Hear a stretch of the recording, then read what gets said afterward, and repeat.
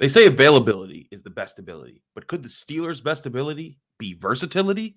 I said a lot of abilities there, but let's get into it here on the Locked On Steelers podcast because I think that's a secret to your Pittsburgh Steelers. We got Noah Strackbein on today. It's going to be a fun episode. Let's get into it. You are Locked On Steelers, your daily Pittsburgh Steelers podcast, part of the Locked On Podcast Network, your team every day.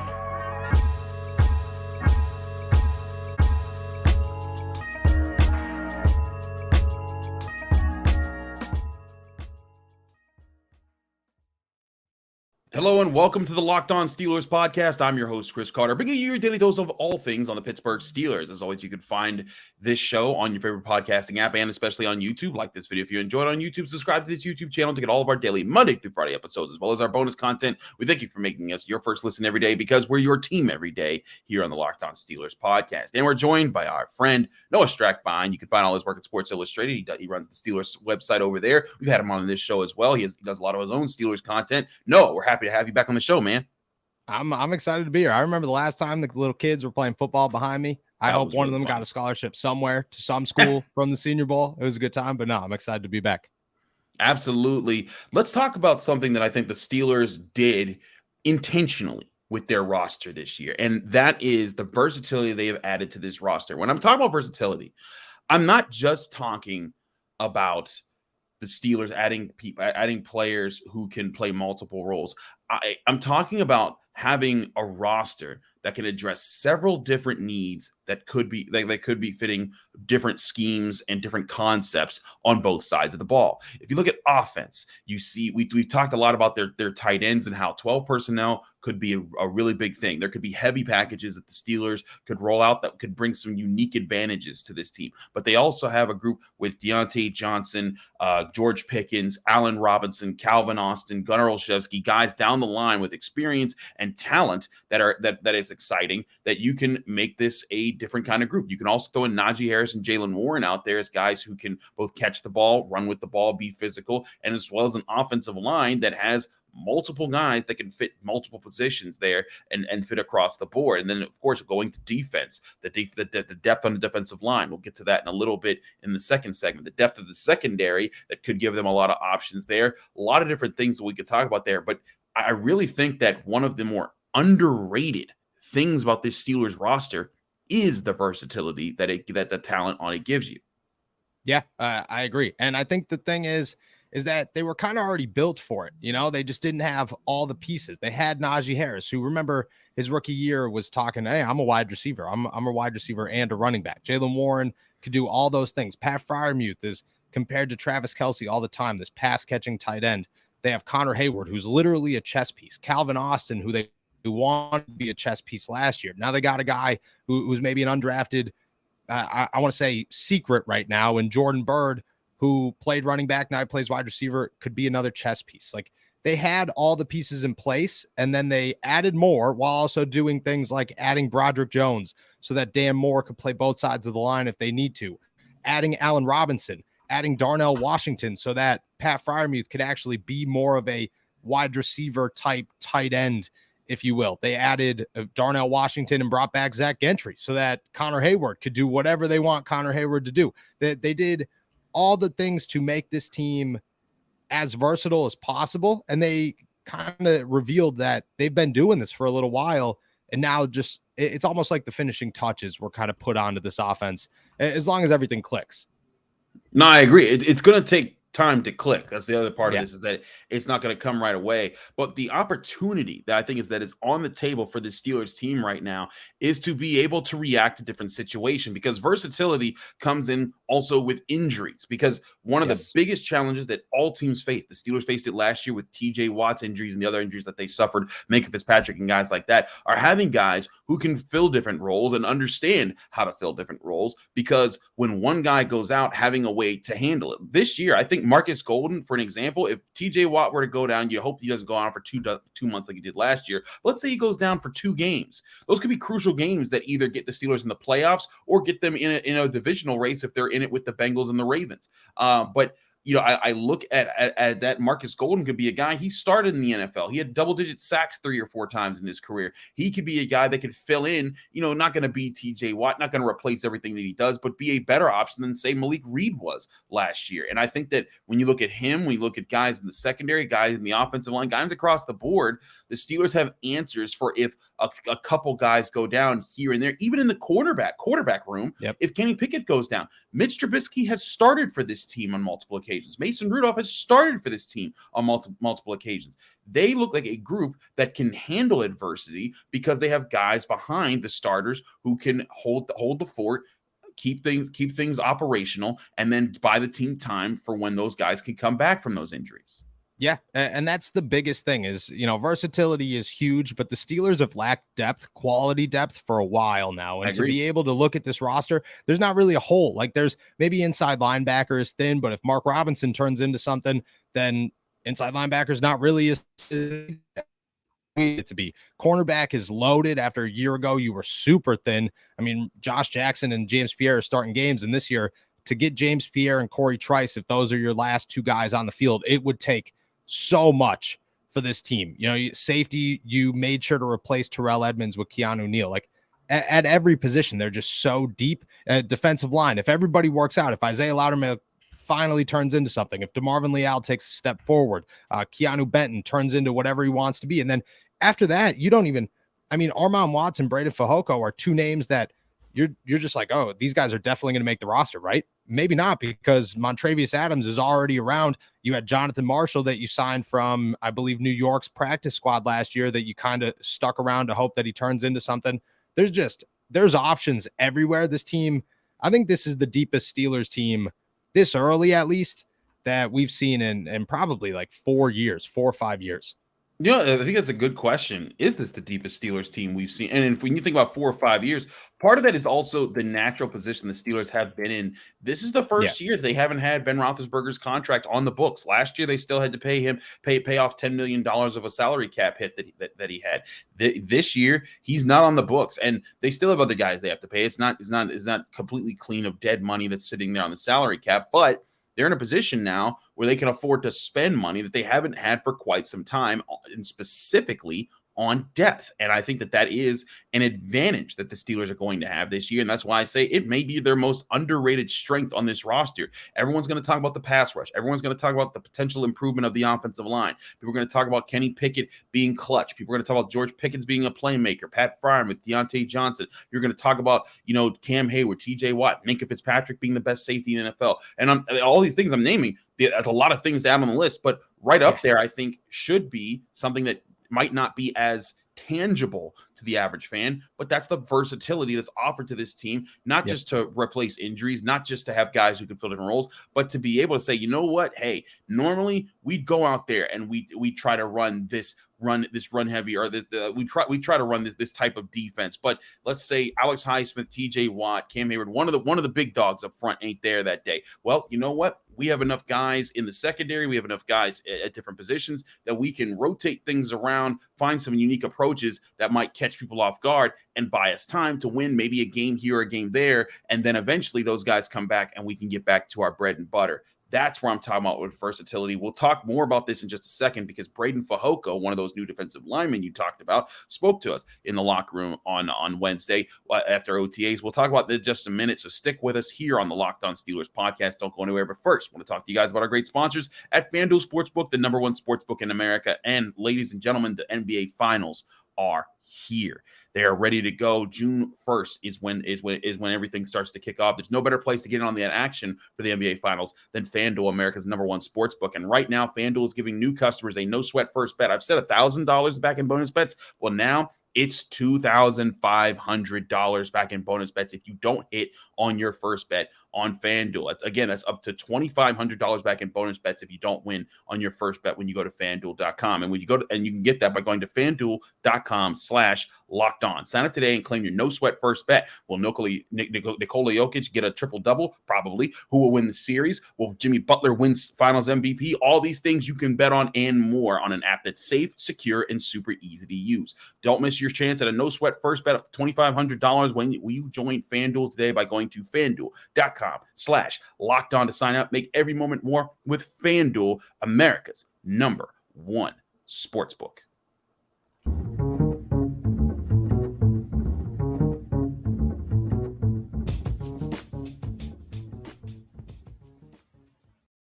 Back here on the Locked On Steelers podcast, I'm your host, Chris Carter, here with Noah Strackbein of SportsIllustrated.com.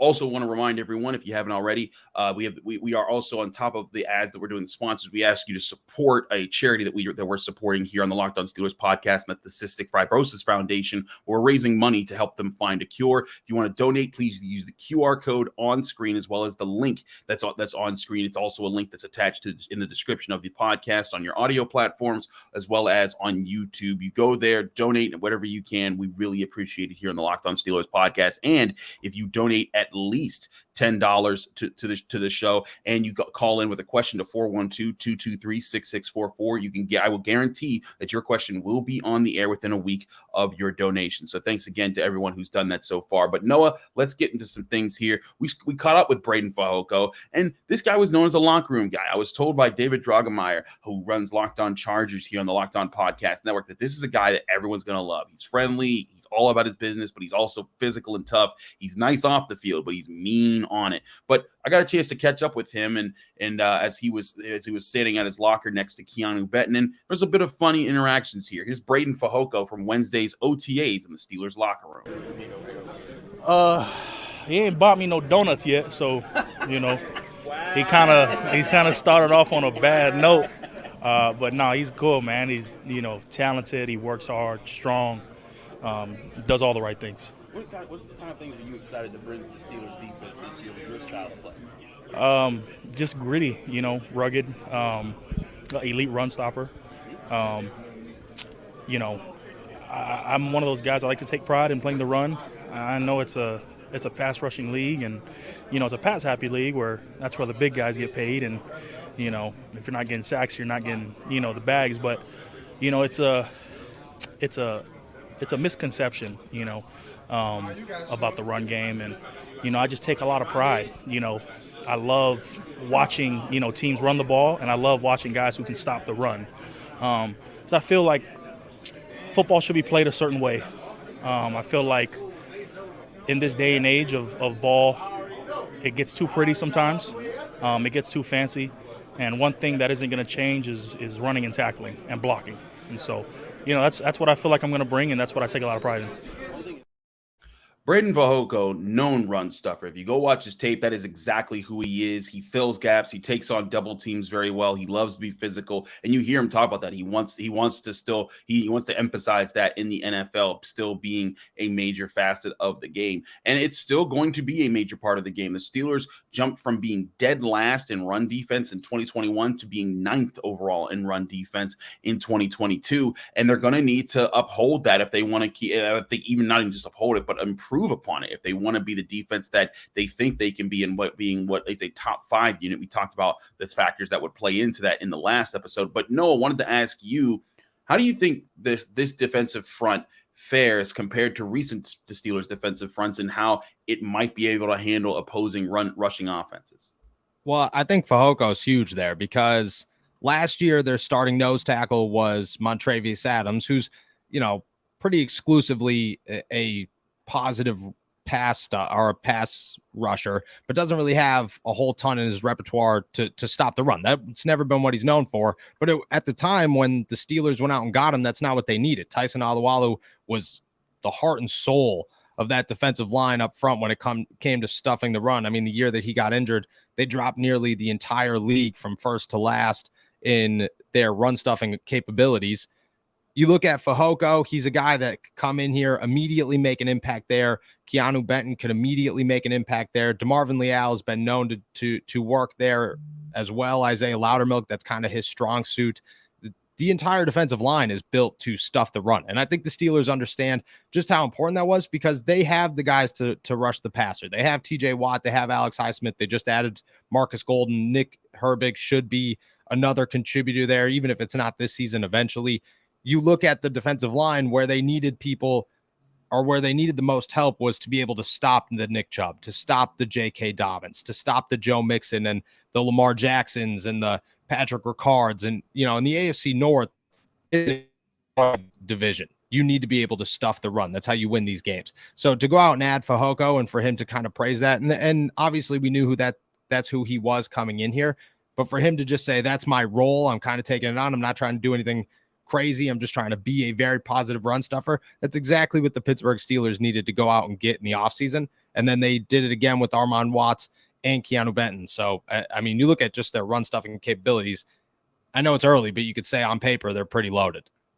No, I agree, and I think that's something that that's something that gives them an advantage in the long run with this defensive line, and also it could be an interesting fit because both Cam Heyward and Larry Ogunjobi are pass rushers. They're also good run stuffers, but they get after the quarterback.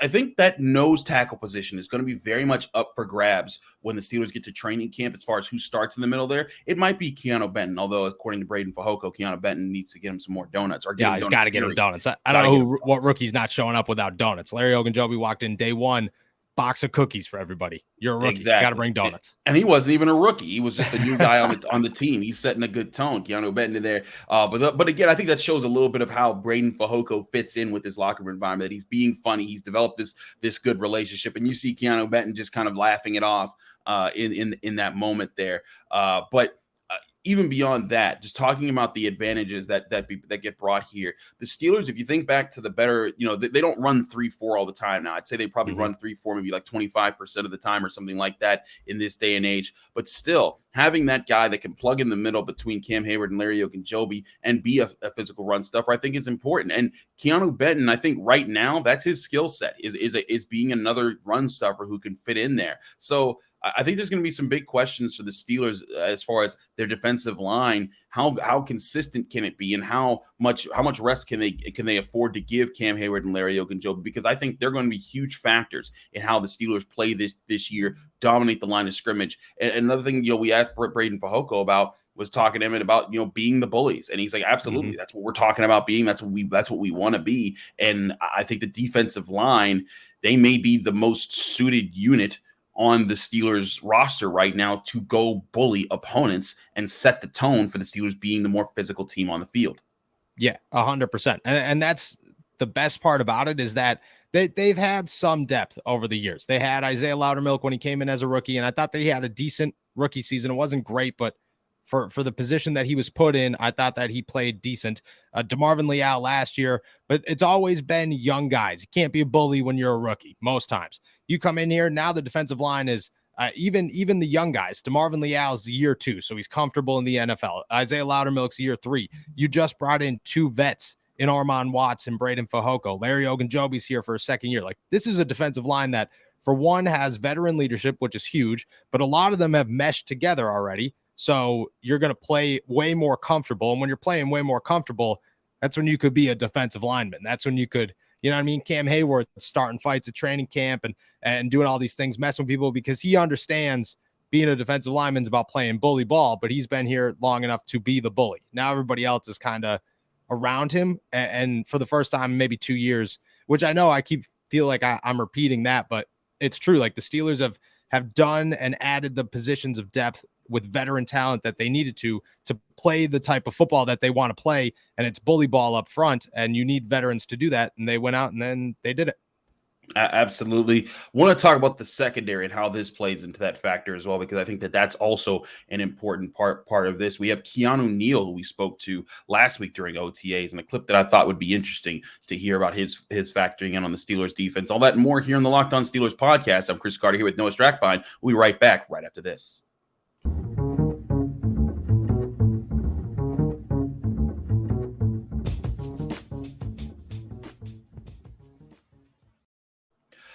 Back here on the Locked On Steelers podcast, I'm your host, Chris Carter, here with Noah Strackbein of SportsIllustrated.com. Now, Noah, wanted to talk a little bit about the secondary too, because they're a group that they've switched out a lot this year. No Terrell Edmunds for the first time in 5 years. No more Cam Sutton for the first time in like 6 years or so, 7 years or something like that.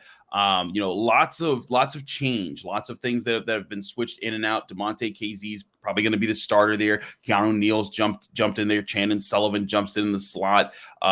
Joey Porter Jr., Patrick Peterson, new guys in there. Lots of new, but still, there's going to be there's going to be that sense that this group has to also have versatility on their mind, being able to take on different roles, take on different looks, and mesh together well. Here was Keanu Neal, one of the new safeties they acquired in the off season, talking about that versatility and how things have fit early on in OTAs.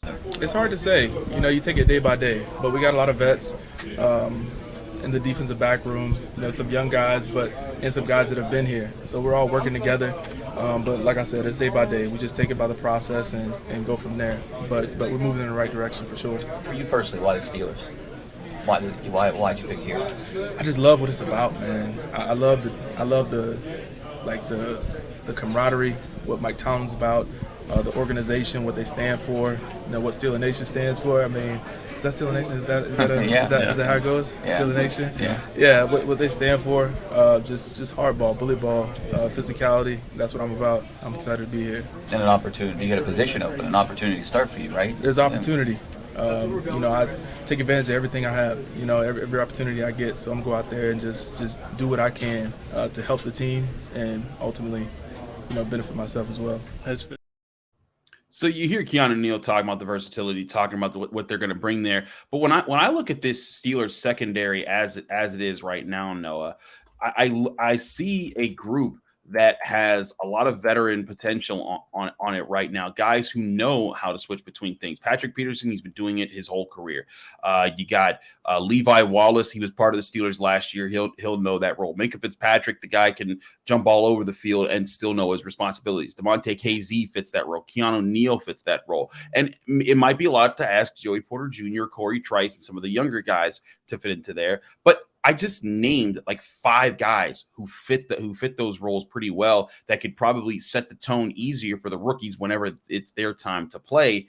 Is that something you see will be a strength for the Steelers secondary, or do you think that maybe some of the age and the veteran experience might be leading on to something that could actually be a problem for the Steelers? I think the thing is that the veteran and the age outside of Patrick Peterson is like fairly young. Like Demonte KZ is 30 years old, but Keanu Neal's only 27, 28 years old. Patrick Peterson, he's got 2 years left. That's what he says. And then it's all over for him. But those 2 years are very valuable. I think that it's a mix of guys that just understand their role. Like Keanu Neal knows that he's not coming off a 17 games of starting season with the Tampa Bay Buccaneers. He's coming in as a guy who worked off the bench last year, might work off the bench this year, but knows how to make the most of that opportunity. And the Steelers definitely explained that he will have an opportunity here to contribute in a significant role, even if he doesn't start. Patrick Peterson was told, or those conversations, it kind of feels like Pat P led those conversations, but he is super open to be moved across the field and play everywhere. And the fact that you went out and got Joey Porter Jr. means that you could actually utilize Patrick Peterson everywhere you want to utilize him. And both of those guys, I think, just add everywhere. Pat P can move inside. He's physical and big enough to cover tight ends if you need him to do that. Meanwhile, Joey Porter Jr. could bounce outside, and he's just as big. So now you're working with the ginormous cornerback room that you could do so much with. Keanu Neal's played inside linebacker. So if you need him to play the dime backer, can't be difficult to learn, especially for that guy. And that's a position that is almost as valuable as any other in the Pittsburgh Steelers defense. I just think that it's so many guys that could do everything. And just like you said, like versatility is the best ability. In the Steelers defense, it's versatility and a bunch of guys who have done it all, and have never been just like the true superstar. And they're coming in here to be the number one. They're all coming in here to just play a role and win.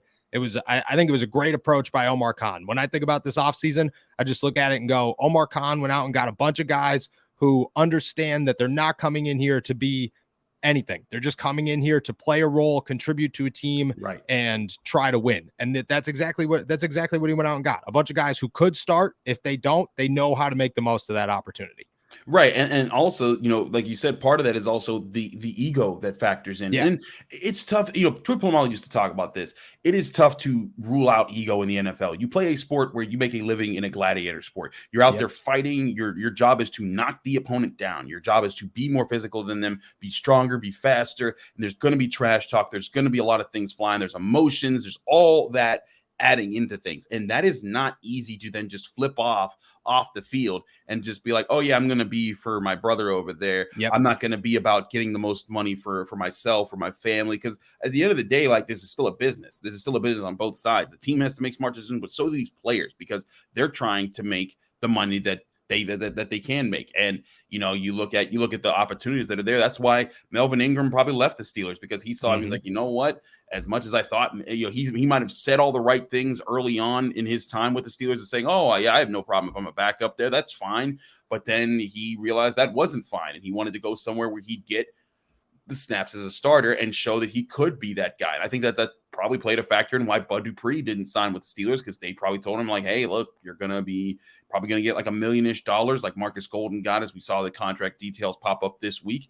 You're probably also only going to get so many snaps because of TJ Watt and Alex Highsmith. And Bud Dupree's probably in a position where, hey, I want to earn some bigger contracts in my final years in the NFL. So if that's the case, I can't go there. And that doesn't make it personal, but it could make it that way if you get the wrong guys who are expecting a certain thing or a certain type of way. And when we're talking to more and more of these veterans, Noah, from Patrick Peterson, though he's going to be a starter, but it seems like everyone's kind of comfortable with where they are, what they're doing. Now, granted, this is spring. Things can change. Melvin Ingram sounded great when he first showed up for the Steelers. And then, of course, he forced his way off the team. But, I mean, you talk to guys like Landon Roberts, who's going to be a linebacker coming in, and he's like, hey, man, I'm not trying to outshine other leaders. I'm here to fit in where I can and help where I can and be part of a winning team and a winning organization.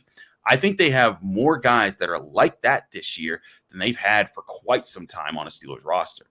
Oh, yeah, so long. And that comes with depth, but honestly, just like I just said, like, Omar Khan has killed this offseason, and he says time and time again, and it sticks with me every time I hear him say it, we're looking for Pittsburgh Steelers. We're looking for a certain type of Steeler. He said it in the draft, and he said it in free agency, and then every time you're like, well, what is that? That's exactly what they went out and got. It's a bunch of guys who do not care what's going on, who do not care if they're the number one or the number two. They just want to win. They understand that they're playing for the Steelers and they're not playing for themselves. And I'm sure that goes both ways. The Steelers got to give and take. Luckily, the Steelers are a very family-oriented organization compared to some in the NFL. And I think that goes a long way with these guys and their mentality when they play for the Steelers. But I mean, it's a credit to the GM, because he had a plan. He knew the holes, and he said, we're going to go get guys that aren't coming in here that could be superstars. Like Keanu Neal could come in here and have a phenomenal year and revive his career at 28 years old and have a long and successful career after Pittsburgh, much like Larry Ogunjobi did a year ago when he came in here, proved that he's a starter, and the Steelers said, this is our guy. We're sticking it out, and this is our guy now.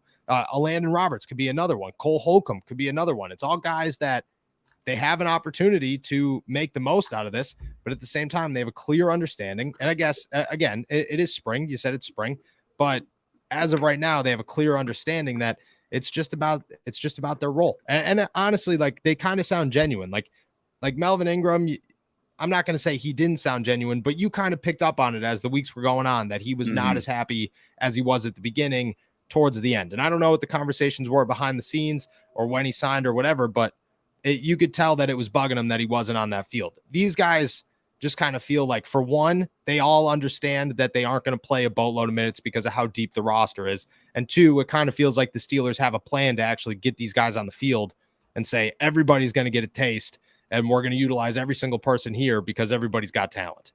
Absolutely. I think that's, again, a strength that is for them that they haven't had for quite some time. That's why I'm saying versatility might be the best ability for the Pittsburgh Steelers in 2023. He's Noah Strackbein of SportsIllustrated.com. Noah, thanks so much for joining us here in the Locked On Steelers podcast. Let people know they can find you, follow you, and get more of your work. Yes, always, Chris. It's a pleasure. And you guys can find me on Twitter at Noah Strackbein, youtube.com/AllSteelersTalk, and then allsteelers.com. You'll find all of my work all the time. Absolutely. Thank you, Noah, for joining us here on the Locked On Steelers podcast. I'm your host, Chris Carter. Follow me on Twitter and Instagram at Carter Critiques. Read my work at the Pittsburgh Post-Gazette. Check me out here on the Locked On Steelers podcast Monday through Friday on your favorite team, the Pittsburgh Steelers. We're going to be back tomorrow talking a little bit of secondary talk with Jenna Harner as Joey Porter Jr. and Corey Trice are finishing their second week of OTAs. What did they have to say? Well, We'll get on that there on the Friday episode of the Locked On Steelers podcast. Thanks again, everybody. We'll see you again on Friday here on the Locked On Steelers podcast.